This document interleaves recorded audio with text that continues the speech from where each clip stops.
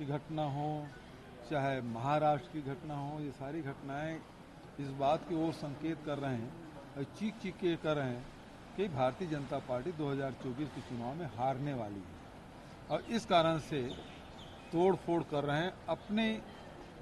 अपने ऊपर भरोसा इनको नहीं रहा, ये स्पष्ट हो रहा है।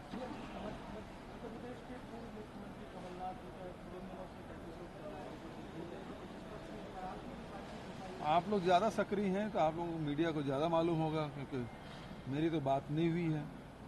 चुनाव के पहले भाजपा ने दावा किया था कि 75 लाख के आसपास महतारी वंदन के फॉर्म भरे गए हैं, अभी 60 लाख 62 लाख का आंकड़ा है, तो क्या समय बढ़ाना चाहिए, कैसे देखते हैं?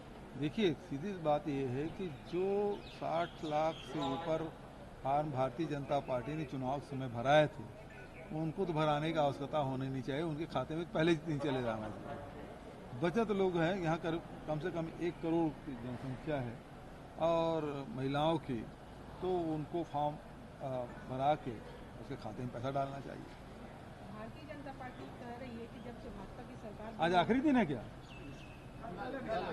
20 तारीख को बढ़ाया जाना चाहिए। अभी तक का मतलब ये है कि अब आखिरी दिन है और फॉर्म नहीं भरेंगे फिर वंचित रह जाएंगे। भारतीय जनता पार्टी कह रही है कि जब से भाजपा की सरकार बनी है तब से सुशासन का विरोध हुआ है। वो तो देखने में आ रहा है किस प्रकार से कैंपों हमला हो रहा है और किस प्रकार से जो डिप्टी सीएम हैं उसके गृह जिले में किस प्रकार की घटनाएं घट रही है, आदिवासियों के साथ, पिछड़े वर्ग के लोगों के साथ किस प्रकार से घटनाएं घट रही है। और तीसरी बात ये है कि गौ तस्करी बढ़ गई है, लगातार बॉर्डर में एक जवान को भी रौंद दिया गया और एक नहीं 2-2, 3-3 घटनाएं लगातार हो रही है। तो आज कानून व्यवस्था की स्थिति लचर बद से बदतर हो चुकी है। ये वन विभाग में बिना टेंडर का भाजपा सरकार जो है उसका निर्माण कार्य कर रही है। वन विभाग में बिना टेंडर का उसका निर्माण कर दिया जा रहा है। मुझे जानकारी नहीं, आप जानकारी का बयान है।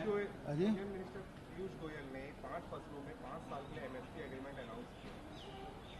भाई, सबसे पहली बात तो ये है कि छत्तीसगढ़ में जो उन्होंने प्रतिबंध लगाया था बोनस पे, क्या पीयूष गोयल जी उसको हटा दिए हैं?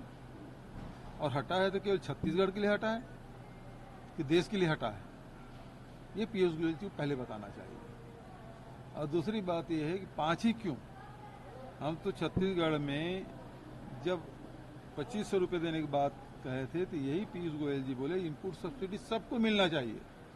तो सबको मिलना चाहिए तो हम कोदो, कुटकी, रागी, मूंग, अरहर, मक्का, गन्ना, जितने भी उत्पाद हैं उसको सबको इनपुट सब्सिडी दिए थे।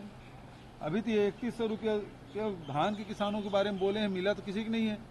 जो नगद मिल जाएगा बोले थे। डबल इंजन की सरकार अभी तक किसान धान बेच चुके 31 जनवरी को, उसके बाद से किसी को मिला नहीं है पैसा। दूसरी बात ये है कि जो गन्ना किसान है उसको 355 रुपये मिल रहा था, अब मिलेगा कि नहीं मिलेगा ये स्पष्ट करें। क्या मिलेट्स है, कोदो, कुटकी, रागी, उसके समर्थन मूल्य में खरीदी होगी कि नहीं होगी।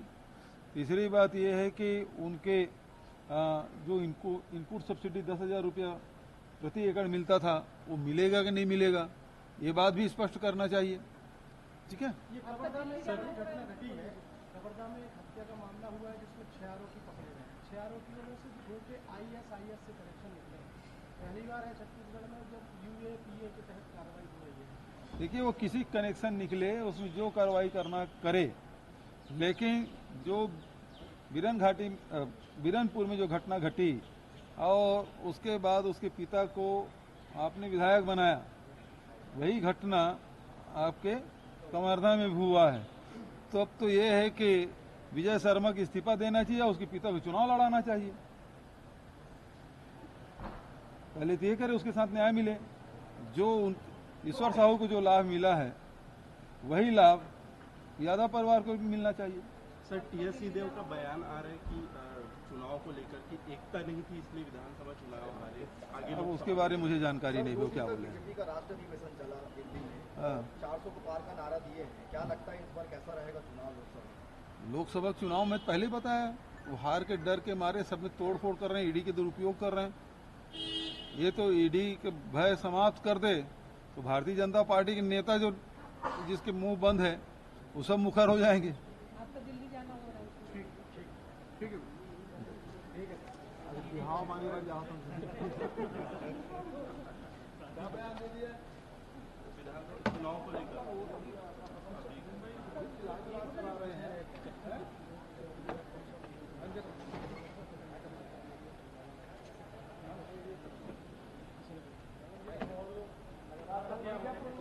कल बीजापुर परसों बीजापुर कल दंतेवाड़ा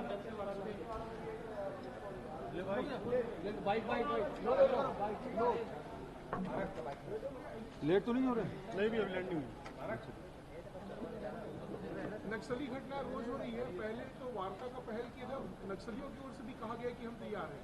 भाई डिप्टी सीएम विजय शर्मा जी ने कहा है कि मैं तो टेलीफोन से चर्चा कर सकता हूं, लेकिन अब पता चला है कि पर्चा भी फेंका, जैसा आपने बताया कि नक्सलियों ने पर्चा फेंका है, तो फिर बातचीत कब हो रही है, किस स्तर पे होगी, किस मंच पे होगी, किन शर्तों पे होगी, इस बात का खुलासा गृह मंत्री जी करना चाहिए।